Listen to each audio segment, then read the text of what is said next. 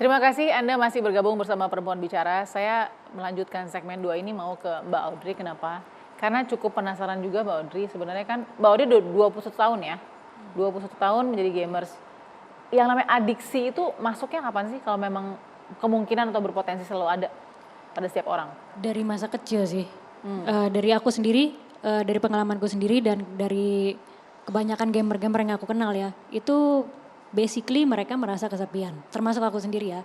Merasa kesepian di rumah. Sorry, di usia berapa waktu itu Mbak Audrey merasa seperti itu? Aku dari SMP. Dari SD dan SMP udah merasa seperti 13, itu. 14, ya. Merasa kurang perhatian dari keluarga, merasa sendiri. Setiap kali aku butuh diajak komunikasi, tapi nggak ada yang ngajak komunikasi. Jadi aku udah benar-benar nggak tahu mau bicara dengan siapa.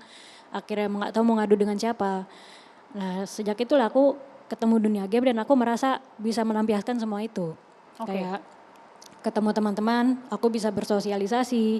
Kalau aku mau lagi pengen curhat, aku bisa curhat sama teman-teman di dunia game. Ya, Jadi basically dari situ. adiksinya lebih ke interaksi atau ke permainannya sebenarnya?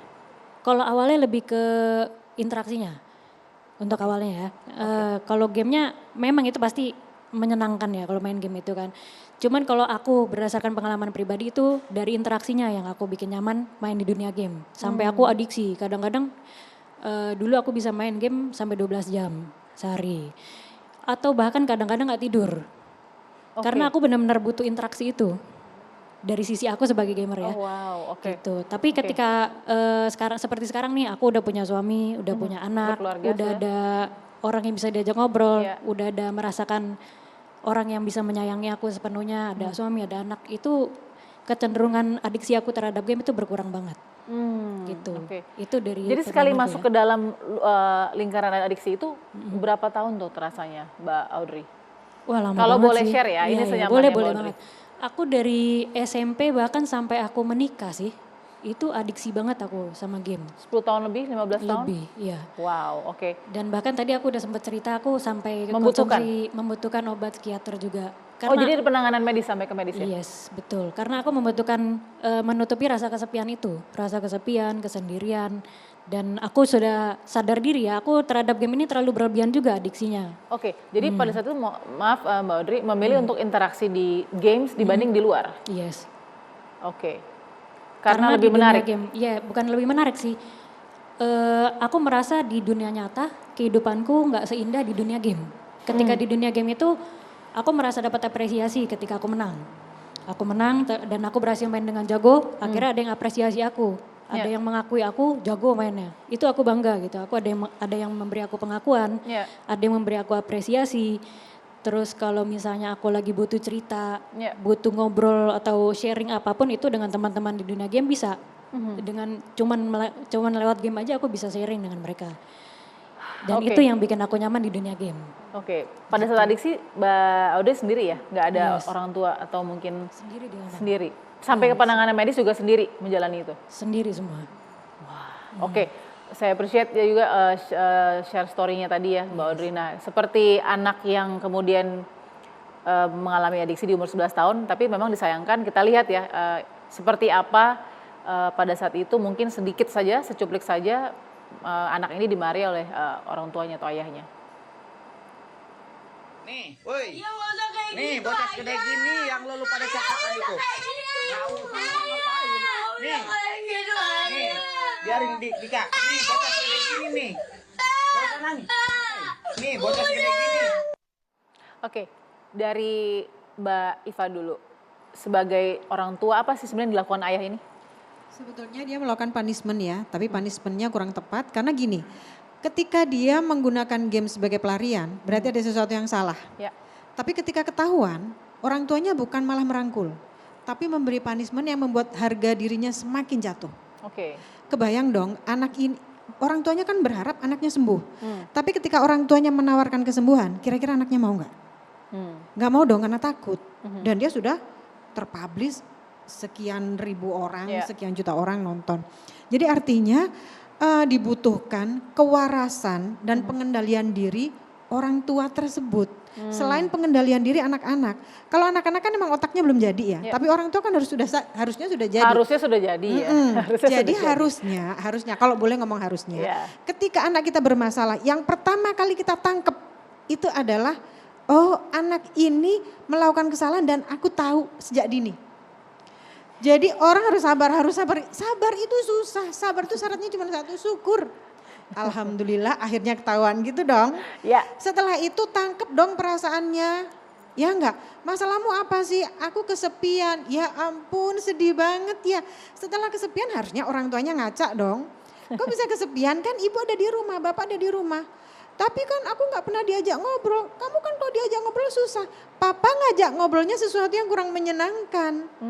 Berarti ini harus belajar lagi gitu loh. Oh ternyata orang tua itu harus rekreasi ke dunia anak. Ketika anak udah ketahuan main role play, kita nanya dong, role play itu apa sih? Nak kayaknya seru banget deh.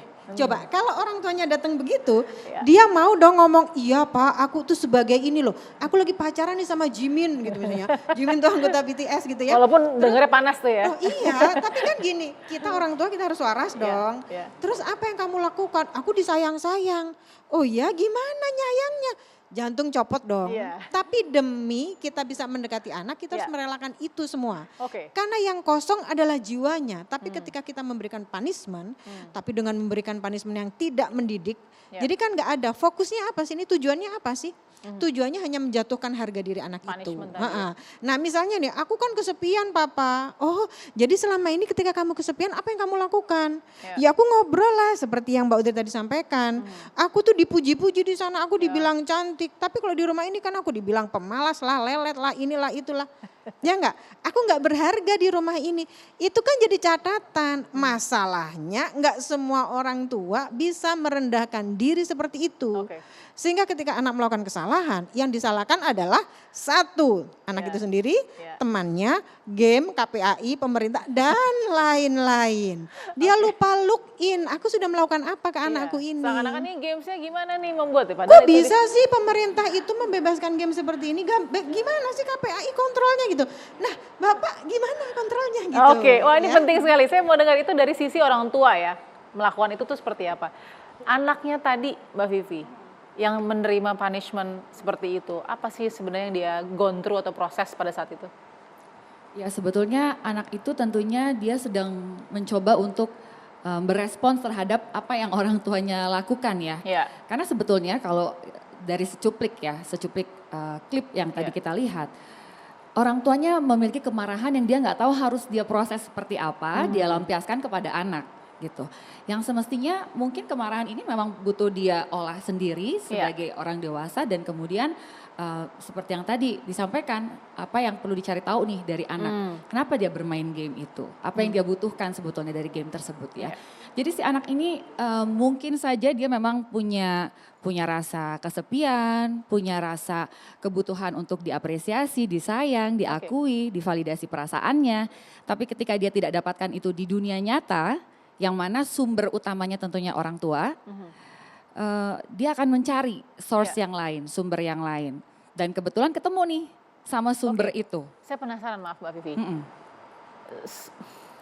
Bagaimana sih anak bisa merasa kesepian? Sesederhana atau semudah apa anak bisa merasa kesepian? Sebetulnya gini, di era sekarang ini banyak sekali orang tua yang kita sebut emotionally unavailable. Tidak hadir secara emosional. Jiwa raganya mungkin hadir di rumah, samping gitu ya, nggak harus orang tuanya yang sibuk kerja nih. Even orang tua yang ada di rumah tapi tidak available secara emosional. Jadi tidak hadir secara emosional itu artinya tidak memberikan ruang kepada anak untuk dia bisa mengekspresikan perasaannya dan orang tua berespons, memvalidasi perasaannya. Orang tua memberikan perhatian, apresiasi dan itu anak bisa merasakan kesepian. Artinya dia merasakan ada hal yang dia tidak dapatkan, dia merasa kok aku ngelakuin ini nggak dipuji ya, kok aku ngelakuin ini salah terus ya, seperti terabaikan gitu. Jadi dia kadang mempertanyakan, aku nih layak nggak sih hidup di dunia ini? Jadi jangan heran kalau even dari anak-anak sudah ada pikiran-pikiran suicidal. Banyak kasus-kasus yang terjadi dan itu sangat kita sayangkan gitu. Jadi memang kalau kita lihat seperti ini ya, kita perlu aware bahwa orang tua tuh sangat perlu belajar parenting. Karena anak punya kebutuhan emosional yang harus kita penuhi. Yang seringkali orang tua itu belum beres dengan dirinya, sendiri. sehingga dia tidak bisa memberikan itu kepada anak. Berat sekali ya menjadi Berat orang tua sekali. itu ya. Betul, Oke. betul. Karena harus ada kesiapan mental yang 24/7, 24 jam tuh dalam seminggu. Tidak bisa sedikit saja. Karena tadi kan parameter kesepian ternyata sangat tidak perlu rumit-rumit. Sedikit saja diabaikan sudah kemudian merasa Betul, dan anak bisa kekosongan. mencari kebutuhan untuk diapresiasi, untuk ditemani, disayang Iya. tadi itu dari sumber-sumber lain. Disitulah kerentanan untuk dia mendapatkan kenyamanan dari entah itu dari game, entah itu dari Luar. drugs, dari luar, Iya. yang mungkin awalnya memang kebutuhan. Kayak Oke. tadi mungkin Mbak Audrey cerita ya, kebutuhan untuk interaksi. Hmm.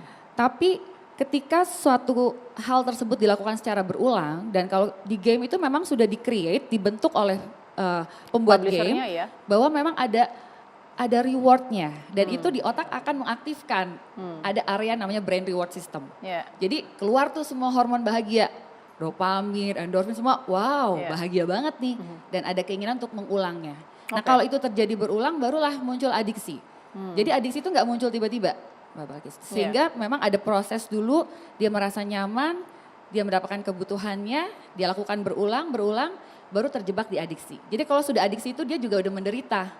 Dia udah nggak mau sebenarnya. Ya kan Mbak Audrey Iya. ya? Artinya aduh udah capek nih, udah nggak bisa tidur, nggak bisa ngapa-ngapain, tapi Tapi nggak bisa otaknya terus lepas. harus melakukan itu ya. Yes, karena Iya. itu sudah masuk ke Baik. disorder. Boleh menambahkan tapi kita harus jeda dulu Mbak Iva, nggak apa-apa. Saya masih punya banyak waktu untuk Bu Ai juga dan Mbak Iva. Sesaat lagi kita akan sambung di Perempuan Bicara.